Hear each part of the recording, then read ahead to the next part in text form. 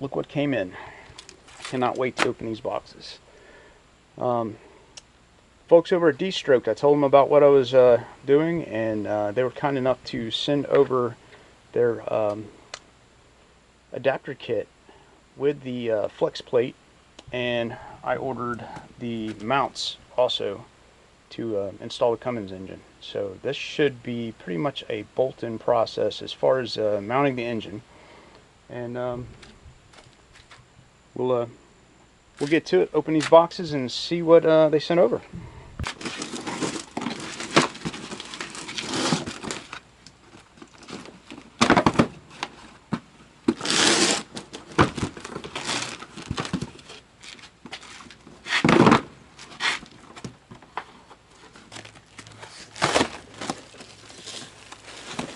Packaged nicely.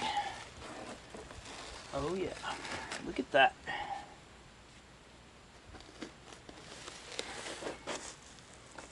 That is nice.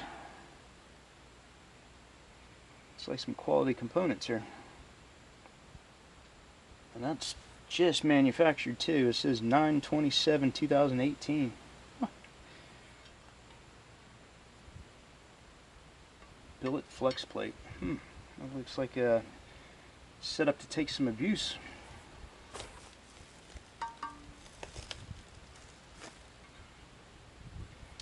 SFI spec 29.3, so yeah, it's qualified for, I guess, like drag racing if I wanted to do that, but this truck's not going to see any drag racing. It's going to be for hauling camping equipment. But yeah, that's very nice. It comes with some hardware, which is nice. I have to hunt that down by myself. And here's the adapter from the Cummins 5.9 12 valve to a Ford 5R110.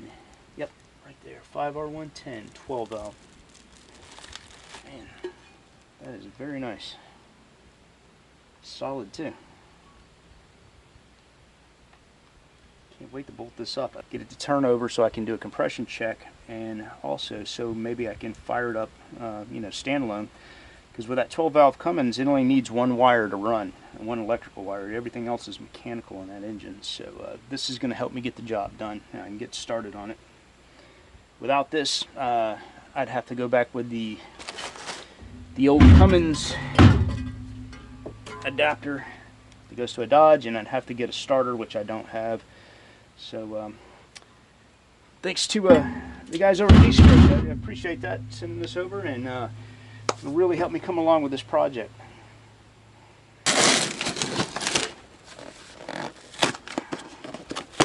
And this is a nice setup also. I thought about making my own engine mount, but they have these priced so reasonably that it doesn't make sense to make them yourself. You know, I'm all about, you know, do it yourself and make it yourself, but the quality of these components and the price that they're asking for, it's totally worth just buying directly, which is rare in the aftermarket automotive industry. My gosh, that's some solid looking mounts. Check that out. I was wondering how they, it looked like they were just stuck on there, but they go all the way through and they're welded from behind. Nice clean setup. Yeah, this stuff looks like some really primo quality. And this bolts directly to the side of the Cummins engine, and these mounts right here use the factory 6.4 Ford mounts, which is nice because you still have the vibration resistance. And yeah, I doubt these will ever break. Definitely not a weak point of this conversion, that's for sure. That gives me some inspiration to get started. I can't wait. I gotta clean this engine up. Can't go stick all those nice, pretty parts on that without knocking all this grease off and getting it cleaned up a bit. All right, I'm gonna get some of this, clean up some of this wiring, take the sensors out and all the unnecessary wiring that's not needed, and got the the patch system so that it's wired and it's not locking the truck down. I can actually move the truck and put it in gears. So what I'm going to do is slowly, take components out and then test it and make sure the ECU still works and the TCU, with transmission control unit, and make sure everything else is connected. But mostly it's just engine sensors and like the glow plug setup, all that kind of stuff like that. Unnecessary stuff for the Cummins engine.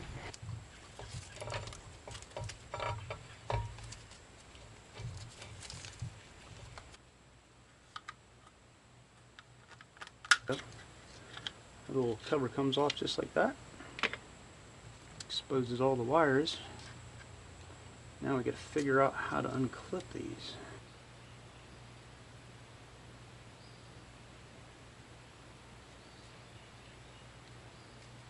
There we go. Just push the pin, slides out. Kind of like computer stuff. So basically it comes out, and I didn't have to cut any wires or anything. Hopefully I'll never have to put that back, but that was to fire the injector, so just removing stuff like that.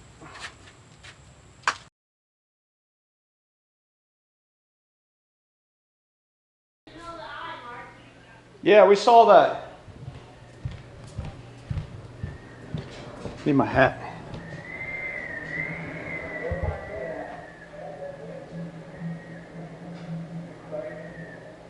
I wonder where this is.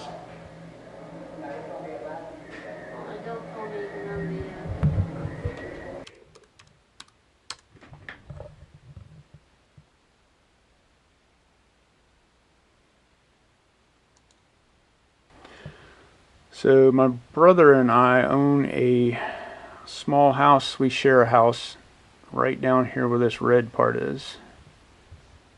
And I live right here. So, gonna have a busy day today. This is high-end Category 4 storm right now. Almost a 5. They think it might be close to a 5. And it's going to be about a Category 2 when it hits the state line between Alabama and Georgia, which I'm predicting when it gets to my house up here near Griffin, Georgia, it's going to be a Category 1. So we've got to take a break from these projects, and I need to get out there, and I'm thinking about, I gotta move the boat. Camper will be all right. It's not near any trees. I think it'll fall on it.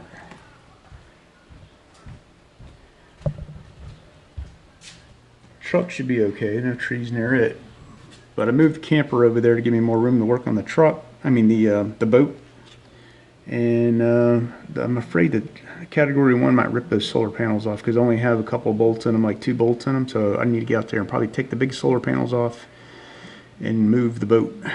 So that's what I'm going to do now.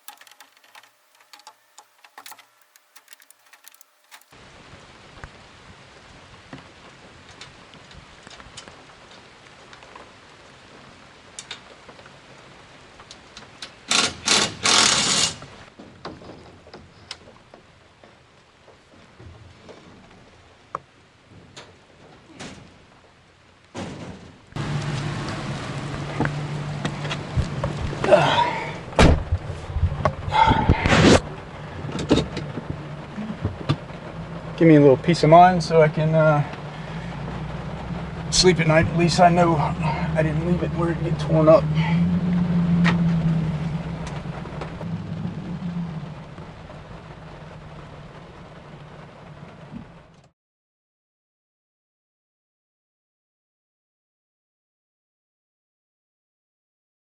So let me zoom in here. This is where our house is located. And we're like the third house on the left in this neighborhood. I think it's, yeah, I think it's this house right here. And it appears all the roofs are intact, and I don't see anything blown over or any damage in the neighborhood. So we were very blessed in this situation. And it seems like everybody to the east of, I don't know if you ever went to the location in Panama City where Angelo's Steak Pit and all that kind of stuff is. I forget the name of the road. Let me see if I can zoom out and find it. I think it's Thomas Drive. But yeah, everything east, it seems like Thomas Drive got hit fairly hard. Downtown Panama City, they got hit really hard. Let's see. I know North Lagoon Drive, right down here in this area, there was some marinas that got hit really hard. Like there's a marina right here. You can see the destruction right there. I think they have it superimposed what it used to look like with the and the damage around it. And there's another one right beside it. These down here, these got devastated right here. And you can tell, you know, all the damage around it, the boats. Ooh, a bunch of houses back here. I didn't notice that before. I didn't even know these houses were back here, to tell you the truth. Worst hit though is that was close by is Mexico Beach.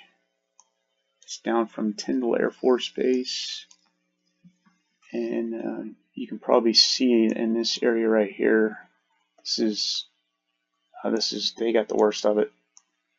Unfortunately, there's poor people down there that I feel so bad for them that they're going to have to totally rebuild from scratch, and I don't think they can salvage much down there.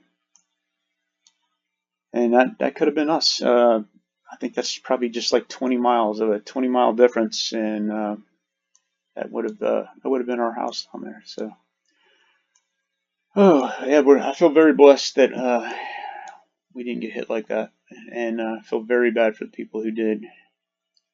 But that's what we have insurance for, and hopefully, everybody's safe down there.